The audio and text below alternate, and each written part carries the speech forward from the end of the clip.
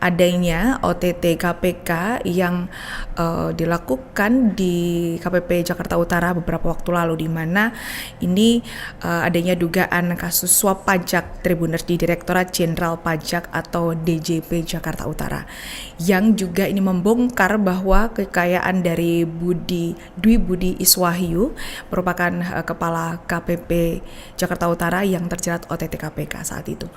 Dugaan kasus suap di Direktorat Jenderal Pajak atau DJP Jakarta Utara ini kembali membuka luka lama tata kelola perpajakan Tribuners. Dalam hal ini Komisi Pemberantasan Korupsi atau KPK telah menetapkan 5 orang tersangka, yakni terdiri dari aparatur pajak dan juga pihak swasta. Dalam perkara yang diduga merugikan negara hingga puluhan miliar rupiah ini, angka-angka yang dipaparkan penyidik menunjukkan bahwa perkara ini bukan insiden kecil Tribuners, dan dugaan manipulasi kewajiban pajak ini juga bernilai besar, menempatkan kasus ini sebagai salah satu potret paling gamblang mengenai bagaimana ruang negosiasi pajak dapat berubah menjadi ladang transaksi ilegal Tribuners. Dan dalam hal ini, di mana dikatakan KPK ini menyebut ada 5 tersangka, dan penetapan tersangka dilakukan setelah adanya penyidik menemukan rangkaian tersangka keuangan dan juga komunikasi yang mengarah pada kesepakatan pengurangan nilai pajak secara melawan hukum. Dikabarkan dalam konstruksi perkara ini, jabatan dan peran masing-masing tersangka saling terkait, yakni membentuk satu mata rantai yang sulit dipisahkan Tribuners. Dikutip dari laman kpk.go.id begitu ya, LHKPN ini dikabarkan Agus Syarifuddin ini yang mencetuskan ide pembayaran pajak all-in memiliki harta kekayaan dikabarkan fantastis hingga 3,2 miliar rupiah. Dan hal ini diketahui dari laporan harta kekayaan dan penyelenggara negara atau LHKPN milik Agus periode 2024 Tribuners. Ini Agus sebenarnya mempunyai kekayaan lebih dari itu, dikabarkan hingga 4 miliar, namun berkurang menjadi 3,2 sebab berutang sebanyak 797 juta rupiah Tribuners. Selain itu, dikabarkan Agus juga memiliki 13 bidang tanah dan juga bangunan yang tersebar di sejumlah kota di Jawa Barat, Jawa Tengah, Jawa Timur, dengan dugaan ini lebih dari 2 miliar rupiah Tribuners. Dan dalam kasus ini dikatakan oleh Asep Guntur begitu ya, ini juga mempunyai 5 kendaraan yang terdiri dari 3 motor, 2 mobil, dan aset lainnya ini adalah ada harta bergerak lainnya, dan juga ada surat berharga serta kas yang rinciannya sangat tidak terduga Tribuners. Dan sementara itu, mengenai awal rekayasa kronologi dari OTT KPK di KPP Jakarta Utara, ini adanya awal rekayasa pajak 75 miliar, di mana perkara ini bermula saat yang terlihat rutin ini pelaporan pajak bumi dan bangunan atau PBB tahun 2023 oleh salah satu PT, yakni PT Wanatiara Persada ke KPP Madya Jakarta Utara yang pada saat itu rentan September hingga Desember 2025. Tim pemeriksa pajak kemudian lantas melakukan audit bagaimana prosedur yang berlaku, dan hasilnya ini ditemukan potensi kekurangan bayar pajak yang nilainya tidak kecil Tribuners, sekitar 75 miliar. Angka ini seharusnya menjadi titik tekan penegak hukum begitu ya pada penegak kepatuhan. Namun dalam proses lanjutan ruang pemeriksaan berubah menjadi ruang tawar-menawar, dikabarkan seperti itu Tribuners. Dan KPK ini mencatat adanya pembahasan intens antara aparat pemeriksa dan pihak wajib pajak, yakni pihak swasta, yang mengarah pada negosiasi nilai pajak secara tidak wajar, di mana sebuah fase krusial yang kemudian membuka pintu adanya dugaan suap ini. Dan hasil dari negosiasi tersebut mencengangkan Tribuners, di mana nilai kewajiban pajak yang semula diproyeksikan 75 miliar menyusut tajam menjadi 15 miliar rupiah.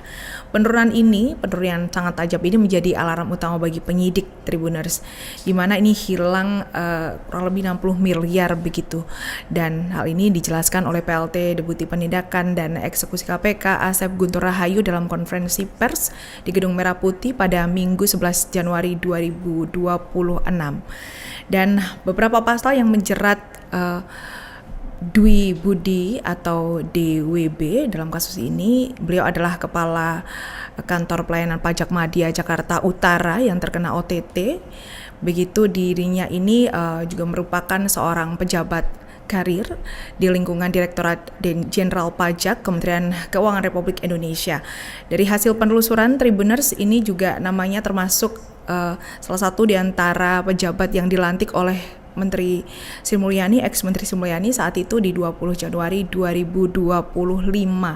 Dan dalam perbuatannya ini, Tribuners tersangka ABD dan juga EY ini ya selaku pemberi, ini disangkakan telah melanggar ketentuan dalam pasal 5 ayat 1 huruf A atau huruf B atau pasal 13 Undang-Undang Nomor 31 tahun 1999 sebagaimana telah diubah dengan Undang-Undang Nomor 20 tahun 2001 tentang pemberantasan tindak pidana korupsi, Jo pasal 20 Undang-Undang Nomor 1 tahun 2023 tentang Kitab Undang-Undang Pidana KUHP. Dan sementara tersangka lain yakni yang tersangka utama begitu ya, DWB, AGS dan ASB ini selaku pihak menerima disangkakan telah melanggar beberapa pasal, dan dalam hal ini berdasarkan informasi yang dihimpun 8 orang telah diamankan dalam OTT tersebut yang dilakukan oleh KPK Tribuners.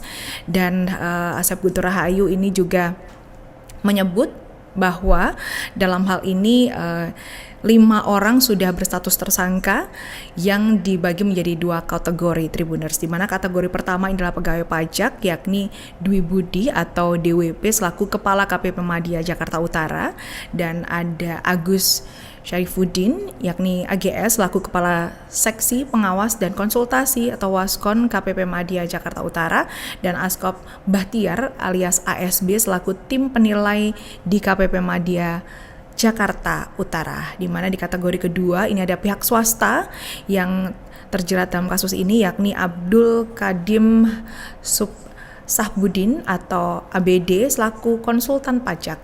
Selain itu juga ada Edi Yulianto atau EY selaku staf PTWP yang merupakan objek wajib pajak. Dan dalam hal ini Menko Purbaya bersuara terkait dengan adanya OTT KPK yang menyeret pegawai pajak Jakarta Utara.